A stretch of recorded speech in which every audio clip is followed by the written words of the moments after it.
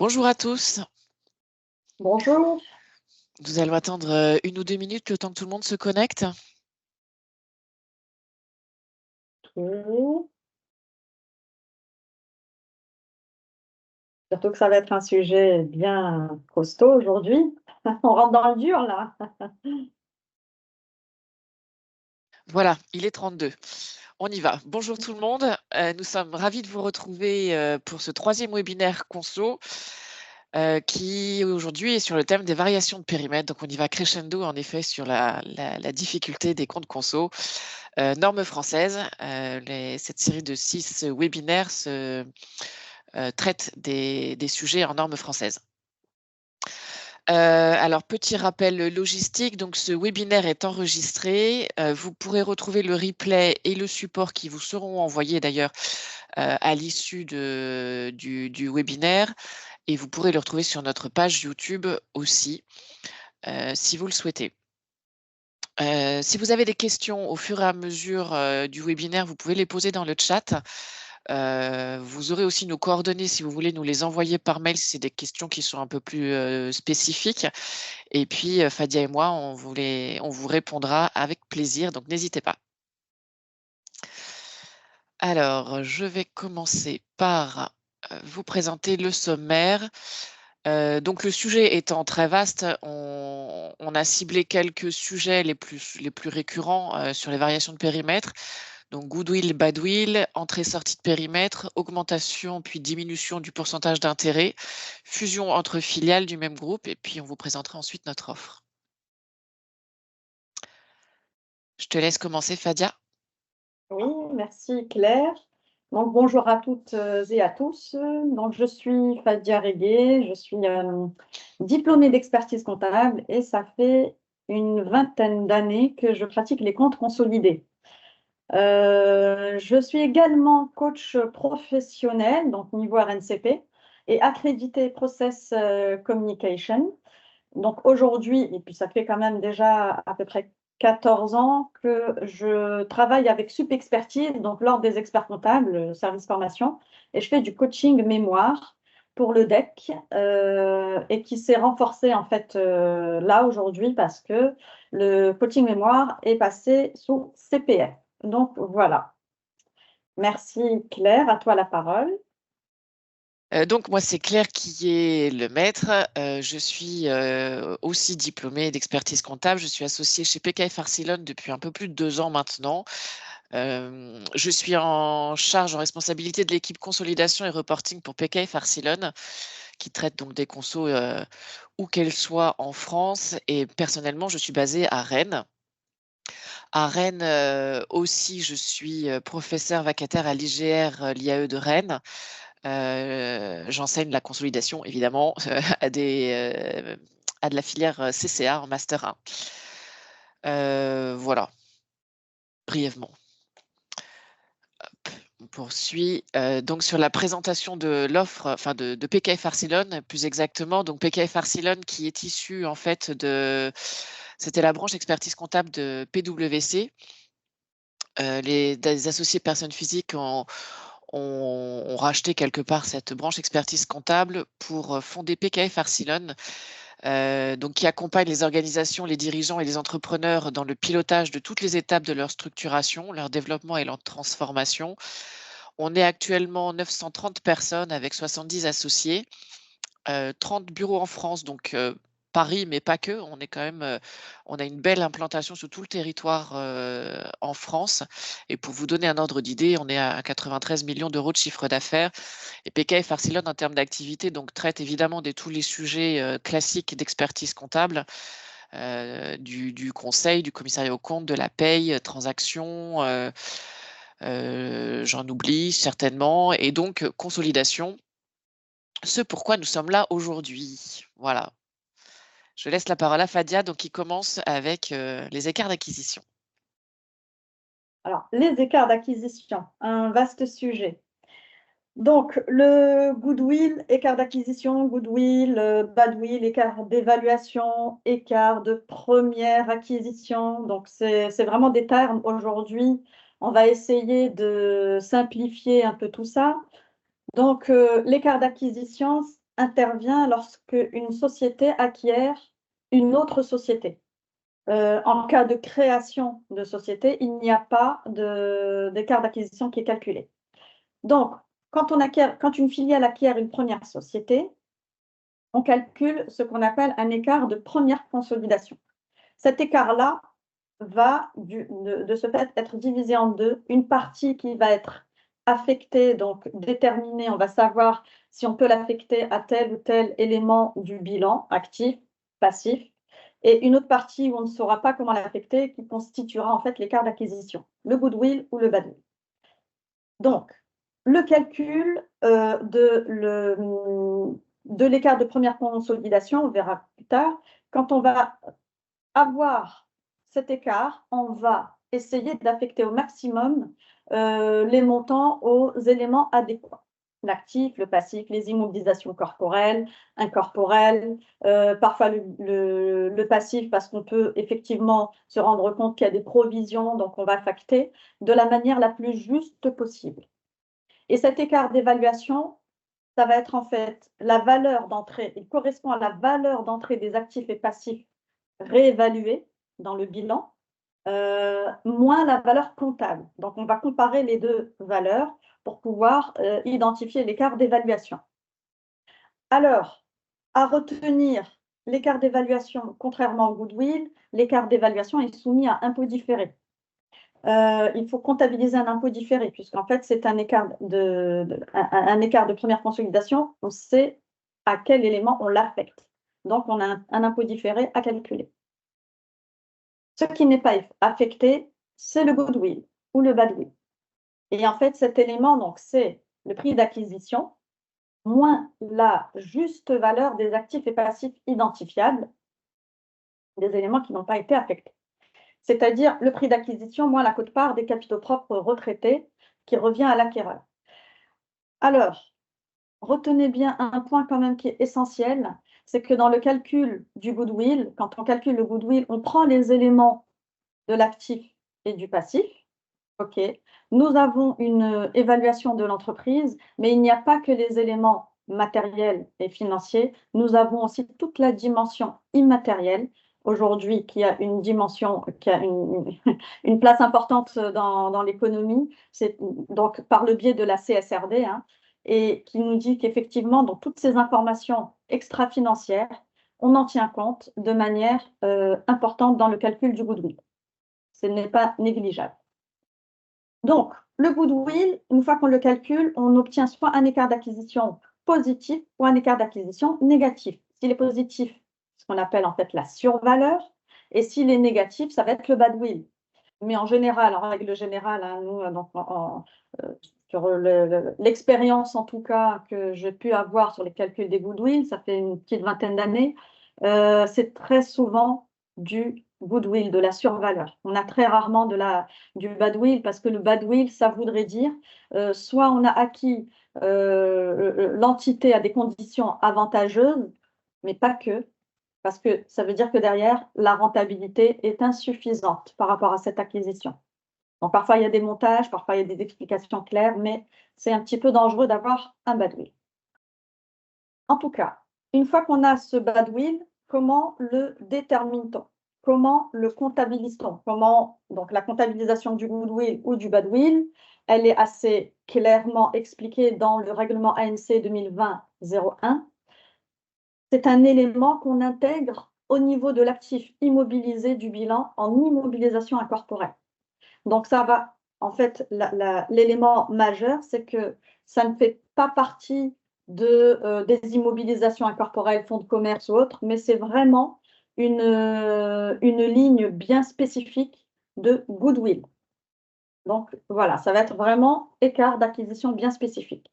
Le badwill, en revanche, fait partie donc ça va être une provision, ça va être au bilan passif et on va utiliser un compte de provision classe 15. Voilà. Concernant l'amortissement ou dépréciation du goodwill ou badwill. Encore une fois, c'est important. On amortit le goodwill que si on sait qu'on a une durée limiter une durée d'utilisation de l'écart d'acquisition qui est limitée dans le temps. Et on amortit dans ce cas, donc c'est exceptionnel, on amortit sur cette durée-là, sans oublier qu'on met une information en annexe. Et donc, il faut suivre hein, cette méthode-là.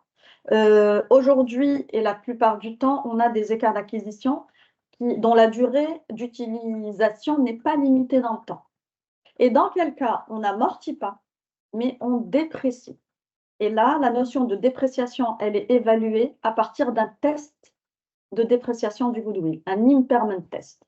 Et cet impairment test, on l'effectue, alors théoriquement, on l'effectue quand on se rend compte que l'entité a de fortes chances de perdre en valeur, mais donc sur des éléments justifiés. Mais en tout cas, moi, je peux vous dire que sur l'ensemble des clients que j'ai, je préconise un impairment test tous les 2 ans pour être sûr qu'effectivement, nous n'avons pas besoin de déprécier l'écart d'acquisition, de le suivre de manière un peu plus juste. Et ben, voilà. Donc, cet élément est important. Une fois que si on estime qu'il faut déprécier le goodwill, on va constater donc une dépréciation du goodwill, mais il faut savoir qu'une fois que cette dépréciation est constatée, on ne peut pas revenir en arrière. On ne reprend pas une dépréciation de goodwill. Pas de reprise ultérieure possible. Voilà. Donc maintenant, je laisse la parole à Claire pour nous parler des entrées-sorties de périmètre. Merci Fadia. Alors, entrée-sortie de périmètre, hop, s'il veut bien passer, voilà. Ce qui est primordial, en fait, c'est d'abord de bien définir la date à laquelle une entité rentre et la date à laquelle une entité sort du périmètre, parce que c'est ce qui va déterminer, enfin, ce qui va, oui, déterminer la date à laquelle on prend les capitaux propres pour calculer l'écart d'acquisition, comme l'a dit Fadia tout à l'heure. Et la date de sortie, c'est à la date jusqu'à laquelle on prend l'activité dans le résultat et après, date perte de contrôle, on arrête de la prendre dans le résultat. Donc c'est vraiment un élément clé et la notion de contrôle à ce moment-là est primordiale et prépondérante pour définir quelle est cette date. À quelle date, l'entité mère prend le contrôle, donc à quelle date, du coup, l'entité fille rentre dans le périmètre et à quelle date, en cas de sortie, l'entité mère perd le contrôle de la fille et donc ça sera à cette date-là qu'on arrête de prendre le résultat de la fille dans la conso. Et c'est la date à laquelle on calcule le résultat de session. Donc vraiment, la notion de contrôle est prépondérante. Et pour rappel, du coup, on écrit là qu'il y a une présomption d'influence notable. Donc c'est à partir du moment où on la met dans le périmètre, des 20% de droits de vote détenus. Et là, je vous renvoie à notre premier webinaire où on avait défini la notion de périmètre et l'importance de la notion de contrôle. Alors, on a des cas, parce que en fait, quand la date, on la définit souvent, très souvent, à 80-90% en fonction de la date du contrat dans laquelle l'entrée est définie ou la sortie est définie. Donc, très, très souvent, c'est la date du contrat. Il peut y avoir des corrélations entre le contrat et la date réelle de transfert de contrôle. Il peut y avoir, par exemple, des déconsolidations avant date de cession des titres. Et donc c'est le cas, notamment quand, on perd le contrôle après, on a toujours les titres, mais on perd le contrôle, donc c'est le cas des liquidations judiciaires, par exemple.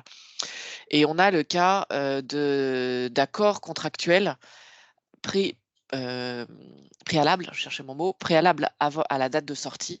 Notamment quand on a des lettres d'intention, voilà, qui disent que le futur acquéreur, il va prendre contrôle, c'est lui qui va prendre les grandes décisions stratégiques de l'entité concernée. Auquel cas, selon la façon dont c'est rédigé, en fait, on peut prendre ou sortir l'entité à une date différente du contrat. Donc il faut vraiment regarder et les contrats, le juridique, et ce qui se passe réellement dans la vraie vie, les faits, et étayer ça dans dans votre dossier. Voilà. Petite précision, la déconsolidation sans cession, c'est qu'on prend la valeur des titres en conso et on la fige. Voilà. Et on remet du coup dans la conso une valeur du titre qui est estimée en fonction des capitaux propres à date de déconso. Voilà, comment est-ce qu'on calcule le résultat de cession, d'une filiale? Donc en fait, on a le calcul statutaire qui est fait au niveau des comptes sociaux. Donc on prend le prix de vente, moins la valeur des titres. Ça nous donne une plus ou moins value de cession. Mais comme on est au niveau de la conso, ce calcul-là, on doit le faire avec des chiffres consolidés. Donc on reprend le prix de vente qui n'a pas changé et à la place de la valeur des titres, comme on est en conso, cette valeur du titre, elle est substituée, aux capitaux propres retraités contributifs de cette société-là. Et donc on prend prix de vente moins quote-part, des capitaux propres retraités. Donc soit c'est quote-part 100%, soit, on le verra tout à l'heure, les cas de dilution. Et donc on part de la valeur, de la plus-value, plus ou moins value statutaire. On rajoute l'ajustement de conso pour arriver à la plus ou moins value de conso. Voilà, donc c'est cette écriture-là qu'on passe, en consolidation et tant qu'on le peut, elle est passée en exceptionnel. Donc quelle est l'importance? Enfin, j'ai donné tout à l'heure l'importance de la date parce que vraiment la date, de sortie, fige en fait, on prend le résultat de l'entité cédée jusqu'à la date de sortie. Après, on la prend plus. Et donc tout ce qui est charges et produits avant sont dans le résultat consolidé jusqu'à la date de déconsolidation. On a un petit cas particulier, en termes de présentation d'une filiale qui est en cours de cession avec un transfert de contrôle post-clôture. Donc on sait de façon sûre et certaine que la société, elle va être cédée. Et là, c'est un peu calqué sur les normes IFRS, mais c'est pas très souvent, utilisé en compte français parce que l'interprétation est pas facile en termes de contribution. Mais en tout cas, ça aide à la comparabilité des comptes pour l'année d'après. On a inscrit sur une ligne spécifique du compte de résultat, la partie de résultat avant cession. Une ligne spécifique du compte de résultat qui est classée en bas du compte de résultat avec, en dessous des mises en équivalence. Et au bilan, une ligne dédiée qui s'appelle actifs ou passifs nets en cours de cession, qui reprend du coup sur une seule ligne les actifs, nets des passifs ou les passifs nets des actifs de l'entité qui va être cédée, mais qui ne l'est pas encore à la date de clôture. Et alors, qu'est-ce qu'on prend dans le résultat de cession de l'entité cédée? Donc, on prend encore une fois le résultat jusqu'à la date de cession, mais pas que le résultat, tout ce qui est contributif de l'entité, donc tous les retraitements qui concernent l'entité qui est cédée, donc les plus ou moins values de cession de titres. On ressort aussi les écarts d'acquisition nette qui étaient dus si cette société avait été achetée antérieurement, qui étaient résiduels, s'ils sont pas tous amortis. Et on sort aussi, les réserves de conversion qui étaient liées à l'entité qui va être cédée ou qui est cédée, si tant est qu'elle n'était pas comptabilisée, en euros. À savoir aussi que si on anticipe une perte, il faut, comptabiliser dans la conso une provision, sur cette moins-value, qui peut être, constatée à la sortie. Donc on anticipe la moins-value si on sait que c'est une moins-value. Et par principe de précaution, si c'est une plus-value, on ne comptabilise rien. Voilà, je te passe la parole, Fadia, pour les augmentations du pourcentage d'intérêt. Oui, merci Claire. Donc là, nous avons la notion donc, de variation du pourcentage d'intérêt. Dans le cas que je traite maintenant, nous allons parler en fait d'une augmentation de pourcentage d'intérêt avec ou sans changement de méthode, alors pas de méthode comptable, hein, de méthode de consolidation. Il ne faut pas confondre les deux. Donc je précise que là par exemple, quand on prend ce tableau où on voit une augmentation de pourcentage d'intérêt sans changement de méthode comptable, nous avons la notion d'écart de réévaluation, d'écart d'acquisition, d'intérêt minoritaire qui viennent jouer justement sur cette évaluation dans la variation de périmètre, qui va être différente si on est en mise en équivalence, c'est-à-dire avec ça ne sera pas un contrôle, d'accord? Et l'intégration globale et l'intégration proportionnelle, où là, effectivement, nous avons un contrôle avéré, donc que ce soit un contrôle conjoint ou un contrôle exclusif. Dans les deux premiers cas, intégration globale et intégration proportionnelle, concernant l'écart de réévaluation des actifs et passifs, eh bien, il n'y en a pas. On ne réévalue pas les actifs et passifs. C'est aussi simple que ça. Alors que la mise en équivalence, eh bien, on réévalue obligatoirement la quote-part des capitaux propres initialement acquis parce qu'on passe de l'influence notable à la prise de contrôle effective de l'entité. Pour plus tard, pardon, là je confonds avec le changement de méthode, excusez-moi, j'ai fait une petite. Donc, pour la mise en équivalence, excusez-moi, on réévalue effectivement l'écart de réévaluation des actifs et des passifs. Concernant l'écart d'acquisition, pour les trois méthodes, on constate un écart complémentaire. On va calculer par la différence entre la juste valeur à la date de prise de contrôle et la quote-part complémentaire dans les capitaux propres concernant les titres acquis à cette date-là. Pour les intérêts minoritaires, donc on sait que les intérêts minoritaires ne concernent que la méthode d'intégration globale. Pour tout ce qui est intégration proportionnelle et mise en équivalence, nous n'avons pas d'intérêt minoritaire. Et dans ce cas-là, pour l'intégration globale, oui, on va réévaluer la base de juste valeur des intérêts minoritaires. Concernant l'augmentation avec changement de méthode, décidément là je confonds les deux, donc avec le changement de méthode, et dans quel cas là effectivement on passe de la mise en équivalence à l'intégration proportionnelle ou intégration globale, et de l'intégration proportionnelle à l'intégration globale. Donc là, en fait, les impacts au niveau de l'écart de réévaluation, de l'écart d'acquisition complémentaire et des intérêts minoritaires est le même pour les trois méthodes, à savoir l'écart de réévaluation des actifs et passifs. Donc, ils ont un impact en réserve consolidée pour les trois méthodes. L'écart d'acquisition complémentaire, oui, nous en calculons un pour chacun des trois cas. Et enfin, les intérêts minoritaires, eh bien oui, puisqu'ils sont concernés, bien entendu, on évalue sur la base de la juste valeur à la date de prise de contrôle, puisque là, on passe de la mise en équivalence à l'intégration proportionnelle ou intégration globale, à savoir, nous avons donc une intégration on passe je vais y arriver, on passe de l'influence notable au contrôle effectif de l'entité. Voilà, donc là je laisse la main à Claire qui va nous parler de la diminution du pourcentage d'intérêt. Merci Fadia. Pardon. Et encore une fois, attention, on est bien en norme française, hein, parce qu'en norme IFRS, c'est pas traité de la même façon. Donc la diminution du pourcentage d'intérêt, c'est ce qu'on appelle aussi la dilution. Et donc la dilution, ça veut dire que le groupe il perd du contrôle, il perd il perd du contrôle de l'entité en question. Et donc s'il perd du contrôle, eh ben, ça s'assimile à une cession partielle en fait. Donc là, la démarche, elle va être la même que pour un calcul de résultat de cession lors d'une sortie complète d'une entité, sauf que là, on va le limiter à la quote-part qui sort du groupe. Alors, comment donc on recalcule un résultat de cession, mais comment on peut interpréter ce résultat de cession consolidé?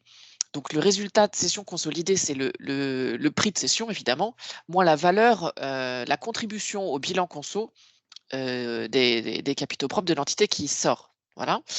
On peut aussi dire que c'est le prix de vente moins le coût d'acquisition des titres plus les réserves accumulées dans l'entreprise depuis sa prise de contrôle, parce que pour rappel, on l'a dit aussi au premier webinaire, quand on prend quand une entité rentre dans le périmètre, elle rentre à 0. Et après, au fur et à mesure où elle cumule ses résultats sont affectés en réserve. Et donc, sa contribution aux capitaux propres conso, c'est l'accumulation de ces résultats des années antérieures depuis la prise de contrôle, en fait. Donc, quand on sort cette entité-là, soit totalement, soit partiellement, ben, on sort ces réserves accumulées en même temps que l'entité. Et donc, au final, on prend le résultat individuel de cession moins les réserves accumulées dans l'entreprise depuis sa prise de contrôle. Donc, tout ça, c'est trois définitions, 3 points de vue, si vous voulez, un peu différents qui permettent de bien comprendre ce que signifie le résultat de cession consolidé. Et qu'est-ce que ça veut dire, du coup, la valeur au bilan des titres vendus? C'est quand, en fait, la contribution aux capitaux propres de l'entité qui sort. Quand on dit une contribution aux capitaux propres, c'est les capitaux propres de l'entité en compte statutaire auxquels on applique tous les retraitements de conso. on élimine les titres, on calcule l'écart d'acquisition, les réserves de conversion. Donc, c'est ce cumul de données-là qui donne la contribution des capitaux propres à l'entité. Et donc ça, on le sort en conso. Et comme là, on est en résultat partiel de cession, on est en dilution, on applique la quote-part de capitaux propres qui sort, qui est cédée. Qu'est-ce qu'on en fait du coup? Une fois qu'on a calculé ça, qu'est-ce qu'on en fait de ce résultat de cession? Donc le résultat de cession, alors partiel ou total, hein, mais je l'ai déjà dit tout à l'heure pour une cession totale, il est sorti en consolidation en contrepartie des capitaux propres cédés. Donc en fait, on a les capitaux propres cédés qui sortent des capitaux propres conso, mais cet impact en capitaux propres, on le neutralise par une écriture qui impacte le résultat. Et en termes de présentation du bilan, parce que du coup, si l'entité, elle entraîne un changement de méthode, ce qui n'est pas toujours le cas, hein, mais si la dilution entraîne un changement de méthode, qu'on passe d'IG à IP ou d'IG à mise en équivalence ou d'IP à mise en équivalence, en fait, la présentation change parce que, pour rappel, encore une fois, en IP, on ne prend dans la conso que la quote-part qui revient au groupe des actifs passifs compte de résultats engagement hors bilan de l'entité concernée. Donc la présentation et ce qui remonte dans la conso n'est pas la même chose. Et en mise en équivalence, oui, on ne reprend qu'une ligne qui est quote-part des capitaux propres de l'entité concernée. Donc vraiment, la tête du bilan, du compte des résultats et des engagements au bilan peuvent changer si la dilution entraîne un changement de méthode conso. Et en fait, quand on a la cession d'une branche autonome d'activité, bah, c'est le même cas. C'est traité de la même façon. Voilà pour la dilution. Donc on a vu la relution, on a vu la dilution, et maintenant on voit avec Fadial une fusion entre filiales du même groupe. Alors, les fusions, fusions entre filiales. Donc, en fait, en quoi consiste la fusion? Une fusion, en fait, c'est une transmission de patrimoine d'une société à une autre pour ne former qu'une seule entité. D'accord? Et du coup, les associés de la société absorbée deviennent associés de la société absorbante. Nous avons en fait plusieurs cas de fusion. Nous avons, donc les plus importantes, c'est soit fusion-acquisition ou fusion-absorption. Sachant que la fusion-absorption est une fusion-acquisition, mais simplifiée. En fait, ce qui fait la différence entre les deux, c'est que dans le cas d'une fusion-acquisition, sans qu'il y ait absorption, mais acquisition, on laisse l'individualité juridique et commerciale à chaque société. Nous allons en fait aujourd'hui, donc par manque de temps, on ne peut pas traiter la fusion, absorption, acquisition. Pour faire de manière succincte, nous allons parler de la fusion absorption, qui est une fusion donc simplifiée et qui se fait en 2 étapes. Nous avons la première étape, c'est qu'est-ce qui se passe dans les comptes individuels, et la deuxième étape, c'est une fois qu'on a traité ce qui se passe dans les comptes individuels, quels sont les impacts en termes de comptes consolidés. Donc, dans la première étape, on va comptabiliser les apports dans les comptes individuels de la société absorbante. Et en fait, on va comptabiliser ces apports à leur valeur qui figure dans le traité d'apport. D'accord? Qui sera considéré comme la valeur comptable. Une fois qu'on a identifié ces éléments, en consolidation, qu'est-ce qui se passe? Eh bien, les actifs et passifs de la société absorbée, y compris, quand on dit bien sûr les écarts d'évaluation et les écarts d'acquisition, on va en fait les maintenir dans les comptes et ils restent inchangés, même après fusion.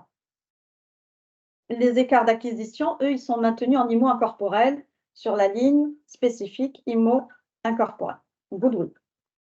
Ensuite, nous avons le boni et le malus technique de fusion que nous avons calculé au niveau individuel, donc le boni ou malus technique dans la comptabilité individuelle, qu'on reprend au niveau consolidé. On va recalculer un boni, c'est-à-dire qu'on va le compléter de tous les retraitements consolidés de l'entité. Et une fois qu'on a calculé ce boni et malus technique de fusion, eh bien, on va l'éliminer par une écriture en contrepartie des réserves, donc des capitaux propres. Donc, le Mali technique ou le boni technique devient neutre en consolidation, puisqu'on l'élimine.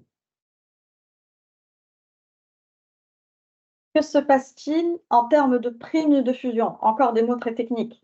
Donc, il y a 3 étapes pour le calcul de la prime de fusion. Nous allons d'abord déterminer la valeur réelle de chacune des sociétés.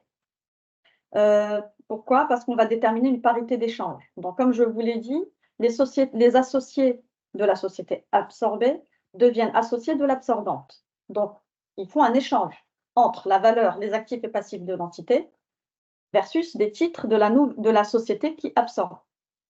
Donc, cette parité d'échange, ça va nous permettre de voir combien de titres de cette société, de la société absorbée, faut-il pour obtenir un nouveau titre de l'absorbante. Donc, on va calculer un nombre de nouvelles actions ou des parts sociales, donc chez la société absorbante, en échange des apports effectués, pour déterminer en fait l'augmentation de capital dans la société absorbante, pour pouvoir permettre aux autres associés de la société absorbée d'intégrer le capital de l'absorbante. Une fois qu'on a déterminé cette parité d'échange avec le nombre de titres pour l'augmentation de capital, on passe à l'étape numéro 2. On calcule la prime de fusion. Et la prime de fusion, donc, ça va être la notion de valeur des biens apportés. Donc, là, on est donc par la société absorbée, bien entendu, la juste valeur, les éléments qu'on va prendre en compte et l'augmentation de capital qui sera réalisée dans la société absorbante basée sur cette parité d'échange-là. On pose les éléments. D'accord? Donc ça, c'est une étape qui est importante avant de pouvoir calculer la prime de fusion proprement dite. Donc, en 2 points, la prime d'émission et le boni de fusion. La prime d'émission, ça va être la quote-part qui est détenue par les autres actionnaires dans la valeur de l'apport diminuée de la valeur nominale des titres émis par l'absorbante. Donc, ces nouveaux titres qui vont constituer l'augmentation de capital. On obtient une prime d'émission, on va constater, et qu'on va compléter par le calcul d'un boni de fusion. Et ce boni de fusion, donc ça va être la plus-value sur les titres de la société absorbée, à savoir la différence entre la quote-part de la société absorbante dans la valeur d'apport, moins la valeur comptable des titres annulés. Donc ça constitue le boni de fusion. Donc, à partir de qu'on va neutraliser, encore une fois, on neutralise ces bonus de fusion en compte consolidé. Et je tiens à préciser un point important, encore une fois, que quand on a un logiciel de consolidation, ça simplifie beaucoup de calculer ce bonus de fusion consolidé, parce que l'ensemble des retraitements sont déjà présents. On le voit dans notre variation des capitaux propres, donc un point qu'on va traiter au prochain webinaire. Mais dans la variation des capitaux propres, si on a calculé un boni de fusion qui n'est pas correct au niveau consolidé, eh bien, le logiciel nous le précise bien parce qu'on a des écarts qui sont non justifiés au niveau de la variation des capitaux propres. Et donc, ça nous permet d'avoir un suivi plus cohérent. Sous Excel, je n'ose même pas imaginer. Non. Voilà, donc nous en avons fini avec les variations de périmètre. Claire, je te laisse la main pour parler de l'offre de conso. Voilà, merci Fadia. Donc voilà ce qu'on fait, ce que l'équipe fait en termes de consolidation et reporting.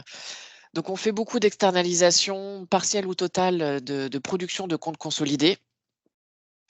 On fait de l'appui technique et de la formation, donc soit quand vous voulez internaliser votre production de compte conso, soit pour monter en compétences, soit sur l'outil ou de la technique de conso.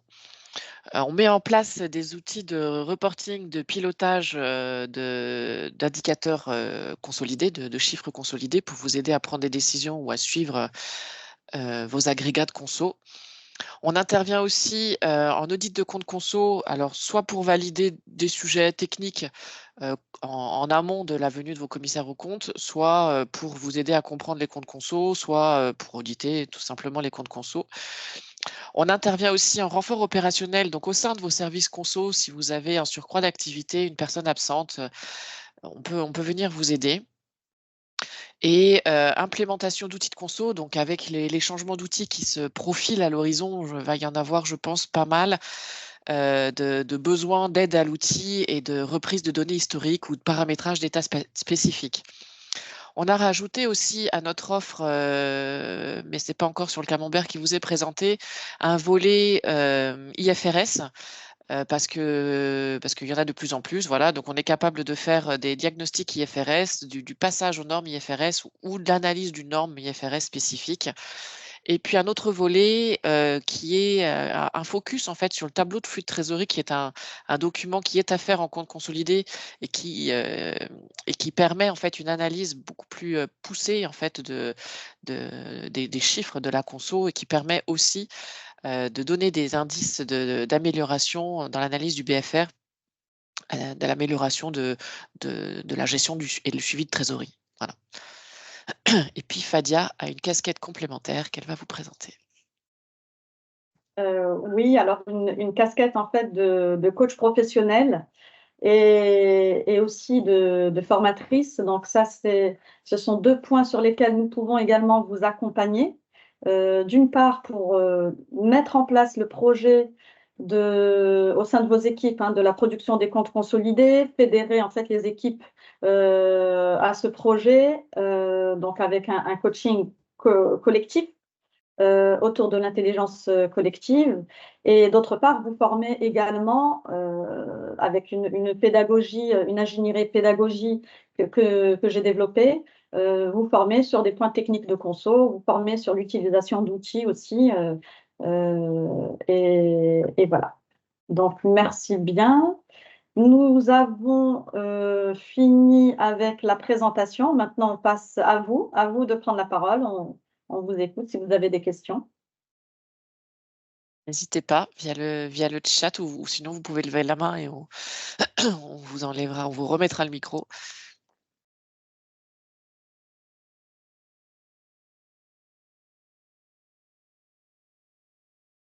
Alors, à savoir aussi que les 2 prochains webinaires que nous allons vous présenter, le prochain, je n'ai plus les dates en tête, mais le prochain, ça va être sur les impôts différés et la taxe proof. Le 23 mai. Le 23 mai, donc impôts différés et taxe proof.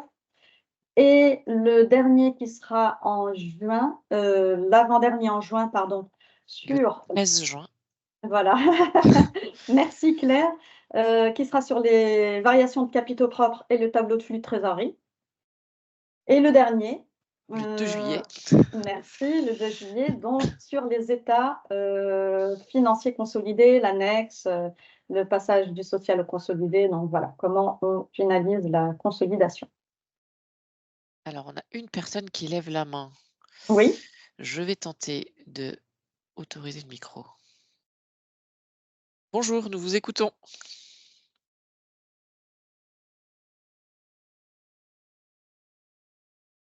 On ne vous entend pas, Doua. Peut-être qu'il faudrait activer votre micro.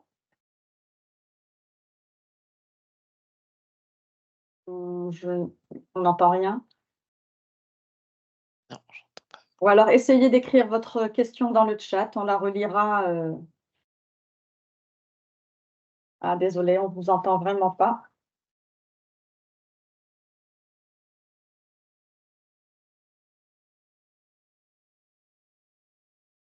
Deuxième question.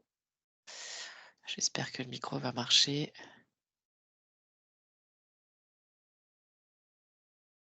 N'hésitez pas à utiliser le chat si vous préférez. Bonjour. Ah, c'est bon, on entend quelqu'un. Bonjour. Bonjour, c'est Mariam Aïtaleb. Je vous remercie pour cette présentation. J'avais une question concernant la formation, l'offre de formation que vous proposez. Est-ce que vous la proposez uniquement aux entreprises ou également aux personnes indépendantes souhaitant se former un peu plus à des problématiques de consolidation? Et aussi, est-ce que vous la proposez en présentiel ou uniquement en ligne? Alors, je vais essayer de vous répondre. Donc, la formation, elle est pour tout le monde. Donc, pour les entreprises, pour les particuliers, pour les personnes qui sont néophytes dans le sujet et qui souhaitent développer en fait leurs compétences en consolidation. Alors, des formations qui sont en fait pas seulement théoriques, hein, parce que la consolidation, c'est aussi de la pratique. Donc, l'idée, c'est aussi de vous donner des outils assez pratiques. Alors, c'est vrai qu'aujourd'hui, nous avons pas mal de formations qui peuvent se faire à distance, mais nous privilégions en fait le présentiel, surtout pour des sujets aussi techniques ou peut-être l'utilisation de logiciels pour présenter les éléments. Voilà, ça se fait aussi, bien entendu, en présentiel. Est-ce que ça a répondu à votre question? Oui, Ah bon. merci. Et aussi, est-ce que vous allez nous envoyer, enfin, pour les personnes le souhaitant, une offre, enfin, un support avec votre offre de formation, si c'est possible? Oui, oui, oui, on pourra vous faire parvenir. Très bien. Et si vous avez, en Merci. fait, n'hésitez pas à nous envoyer des mails, hein, si vous avez des demandes particulières sur des Spécifique. points spécifiques, n'hésitez pas, hein. Vous voulez être formé, par exemple, sur le goodwill ou sur telle variation de périmètre, les fusions, voilà. N'hésitez pas. C'est clair, merci. Merci à vous. Donc Doua nous Alors, a écrit, vu qu'on ne l'entendait pas, je voudrais savoir les implications fiscales pour la dépréciation du goodwill et quels sont les outils que vous proposez pour la conso. Alors Fadia, c'était ta partie, la dépréciation, si tu veux. d'accord. Donc, les implications fiscales sur la dépréciation du goodwill. Alors, pour essayer de faire simple, le goodwill n'est pas soumis à impôt différé. Voilà, il n'y en a pas. C'est tout simplement ça. Décidément, contrairement à l'écart d'évaluation qui, lui, est soumis à impôt différé. On comptabilise des impôts différés. Mais pour le goodwill, jamais. Donc, quand on déprécie le goodwill, pas d'impôt différé. Quand on cède une entité et donc les écritures qui impactent aussi le goodwill, jamais d'impôt différé. Voilà. Donc voilà. Et Et quels sont les concernant, outils que vous voilà. proposez pour la conso? Alors, je ne sais pas trop si on a le droit de faire de la pub ou pas. J'ai envie de dire, ça dépend de vos besoins. Est-ce que c'est que des besoins pour la conso légale statutaire ou est-ce que derrière, vous avez des besoins de reporting? Est-ce que vous avez besoin d'autres fonctionnalités qu'un outil plus ou moins complet pourrait vous proposer? En fait, ça dépend du besoin.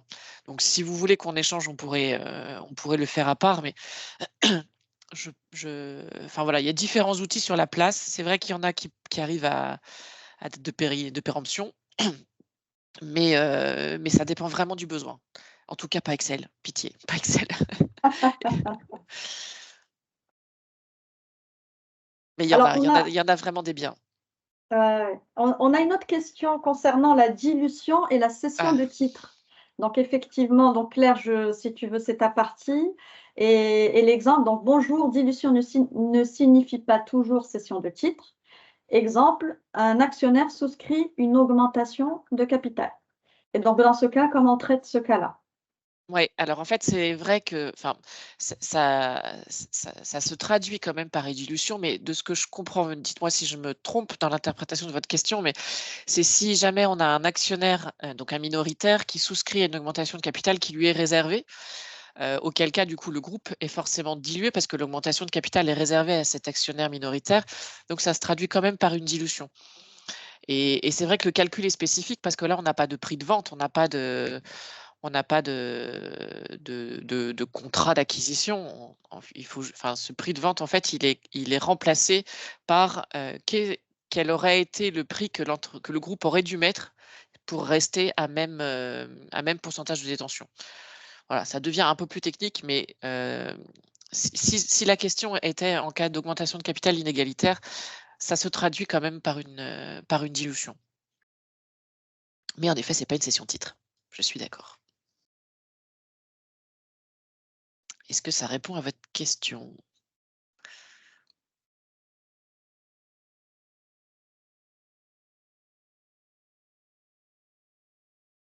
Si vous avez d'autres questions, n'hésitez pas. Et si vous pouvez prendre la parole, parce qu'on a testé les micros et ça fonctionne.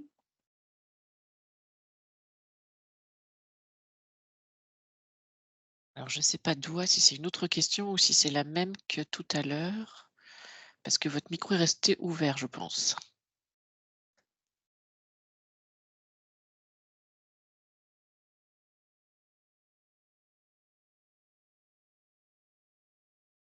Eh Bon, ben, en très tout cas, bien. on reste disponible. Si vous avez des questions, vous avez eu nos coordonnées sur le support qui va vous être envoyé du coup. Et donc, si besoin, le replay aussi sur notre chaîne YouTube. Voilà. Et puis, Fadia vous a annoncé tout à l'heure les prochains webinaires. Donc, n'hésitez pas, nous serons ravis de vous y retrouver. Merci beaucoup J'espère en que tout ça cas pour vous a votre plu. présence. Merci beaucoup et puis à la prochaine fois. Au revoir. Au revoir.